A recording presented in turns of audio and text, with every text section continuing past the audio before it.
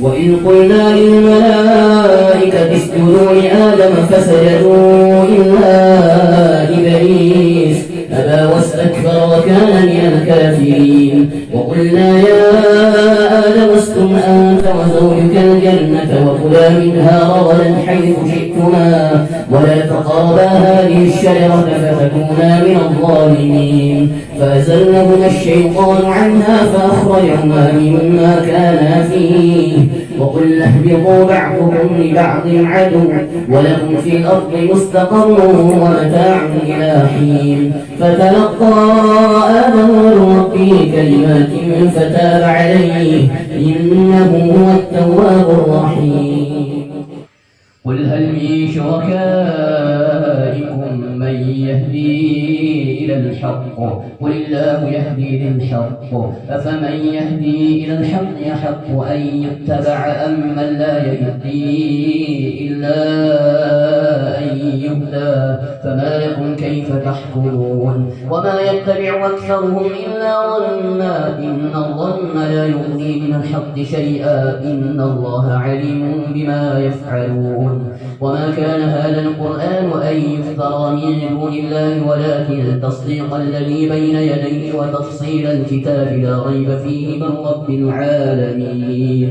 أم يقولون افترى قل فأتوا بسورة مثله وادعوا من استطعتم من دون الله إن كنتم صادقين. بل كذبوا بما لم يحيطوا بعلمه ولما يأتهم تأويله كذلك كذب الذين من قبلهم فانظر كيف كان عاقبة الظالمين.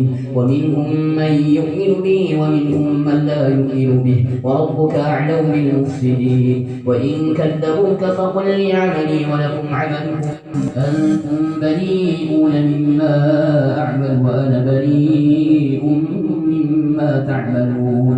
ومنهم من يستمعون إليك أفأنت تسمع الصم ولو كانوا لا يعقلون. أعمالنا ولكم أعمالكم لا حجة بيننا وبينكم الله يجمع بيننا وإليه المصير. والذين يحاجون في الله من بعد ما استجيب له حجتهم داحضة عند ربهم وعليهم غضب ولهم عذاب شديد. الله الذي أنزل الكتاب بالحق والميزان وما يدريك لعل الساعة قريب. يستعجل بها الذين لا يؤمنون بها والذين آمنوا مشفقون منها ويعلمون أنها الحق. ألا إن الذين يمارون في الساعة لفي ضلال بعيد. الله لطيف بعباده يرزق من يشاء وهو القوي العزيز. من كان يريد حرث الآخرة نزد له في حرثه ومن كان يريد حرث الدنيا نؤته منها وما له في الآخرة من نصيب.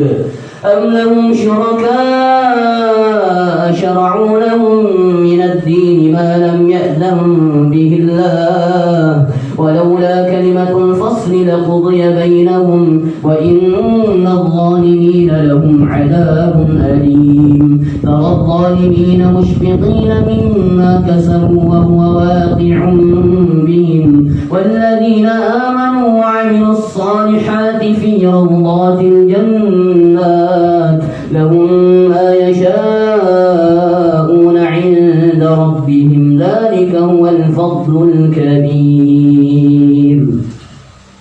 ذلك الذي يبشر الله عباده الذين آمنوا وعملوا الصالحات قل لا أسألكم عليه أجرا إلا المودة في القربى ومن يقترف حسنة نزد له فيها حسنا إن الله غفور شكور. أم يقولون افترى على الله كذبا فإن يشاء الله يختم على قلبك ويمحو الله الباطل ويحق الحق بكلماته إنه عليم بذات الصدور.